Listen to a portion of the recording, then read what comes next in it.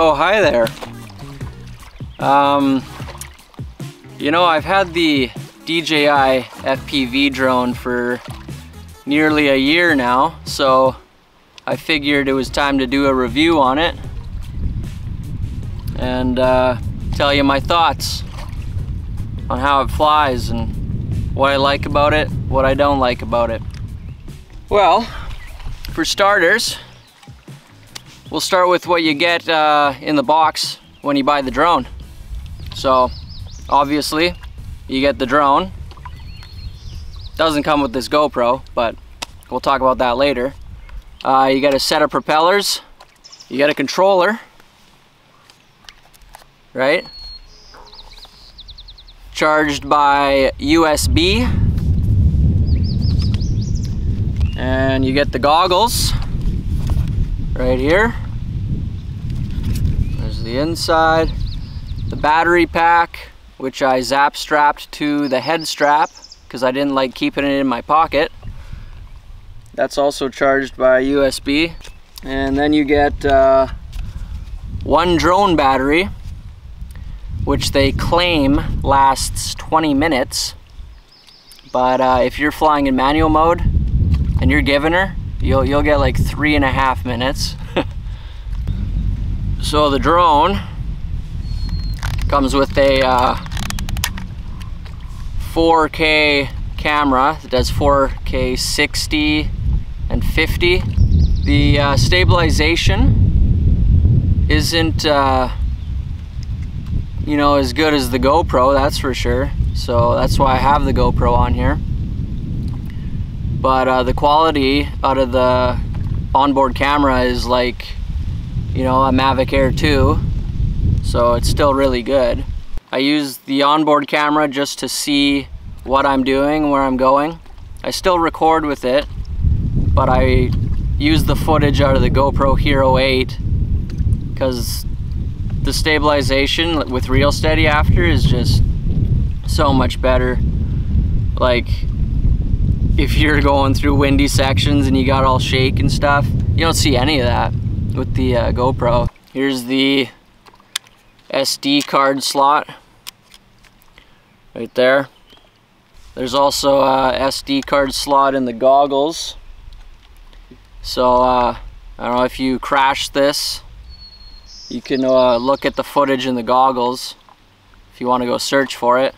Durability wise, I've never had any big crashes with it. So, I mean, I've seen lots of pictures of people with broken arms on these and stuff like that. So, I think if you're going pretty quick and you hit something, this thing's busted. So the propellers are color coded, so you can't get them in the wrong spots. Red to red and clear to clear. Here's how they go on. See 3 notches. Line it up, press it down, twist, and let it lock in. So it should be flush with the center there. What I like about it is, well, it's fun. It's pretty fast. It goes 140 kilometers an hour. The return home function, if you have enough GPS satellites, it'll set up your home point. So if you're, you know, way the heck away and you're like, oh, where did I take off? You can see an H in the screen, and you know that you can get it back home. Or you can just click return to home and it'll come back automatically. If you lose signal, say you're like diving a mountain, you go behind some ridge or something and it can't see the controller or the goggles, it instantly just comes to a hover, and then it backtracks to where it got the signal again or returns to home. So that's a great feature. What else? The pause button, that's what it is. Right here. If you're way out of control or just disoriented, you can click the pause button and the drone immediately just comes to a hover. which can freak you out the first time. Another thing I like about this, the smart batteries. If you're getting low on battery and say you're a kilometer away and the battery thinks that's not enough to get you back home, it'll let you know in the goggles. Yeah, it'll say return to home immediately, low battery. And as you come back towards you, that message will either go away if it deems that you still have enough battery to hang out in that area. So that's a pretty cool feature. There's 3 different modes on the controller. You got normal, where you can go like 60 kilometers an hour, and then you got and the sensors. The sensors will you know, slow you down if you're like coming at a wall or something. Sport mode, you get to go about 100 kilometers an hour. You get a little more banking in the turns and stuff.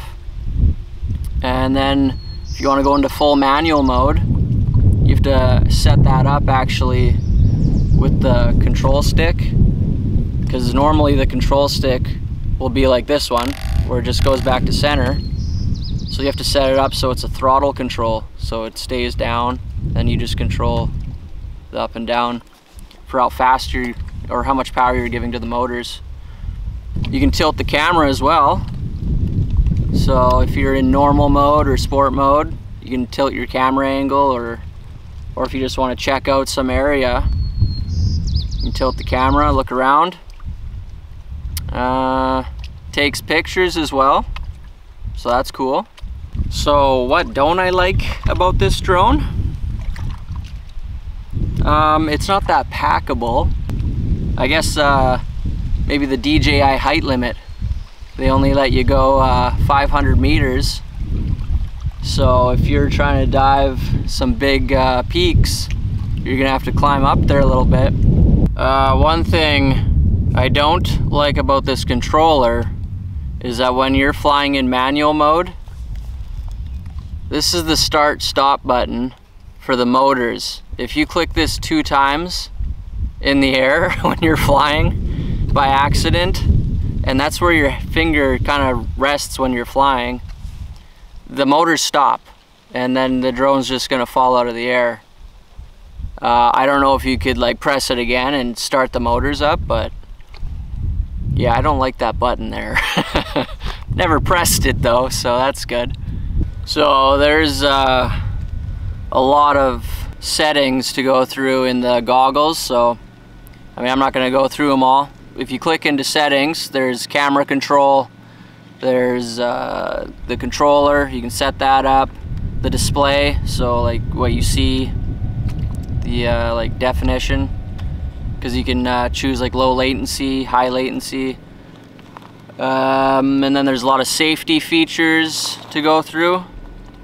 But yeah, you can do like full manual camera control, change the shutter speed, saturation and ISO, all that stuff, or just leave it on auto. Yeah, you can set the height limit, the distance, but yeah, that's just something you'll have to go through in the manual, or just you turn the goggles on and you just go through the menu and familiarize yourself with it all. I'm very impressed with how it flies. Controls are really responsive. It's got lots of power. Handles the wind really good. Flown it in like 50 km/h winds. You'll get a warning on the screen that says high velocity wind warning. Yeah, the distance goes pretty far and the signal's good. I never go much farther than like 3.5 kilometers away from me. So I guess I'll do a bit of flying here. I'll use the onboard camera to show the footage. I'm gonna put an ND filter on it though, so we get the proper shutter speed. And then I'll probably show some footage that I've done with the GoPro, like diving some peaks and ridges and stuff. Actually, I'll probably do some GoPro here as well. And then I can do a side-by-side of the onboard camera and the GoPro. And you can see what you like better too, right? So I guess we'll power the drone up. You can hear what it sounds like. Sounds like a spaceship, right? So you press the battery button once, then hold it.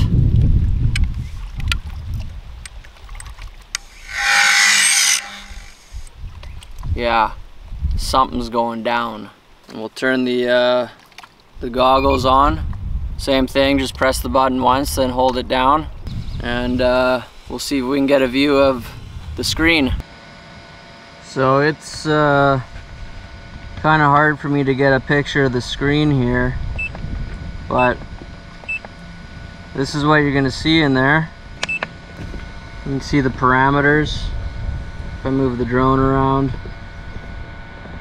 Okay, we got the Freewell ND filter on. We got a 16, so we got clouds. And then I got an ND32 on the GoPro because I do 4K 30 with this. So, let's send it.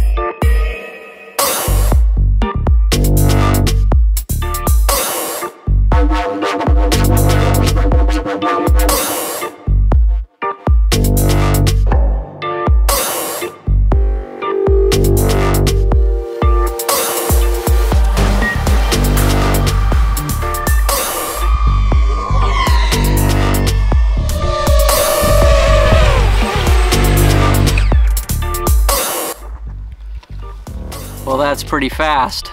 Well, I can't think of much more to say about it other than get one. You won't be disappointed. It's a great drone. Just don't crash it.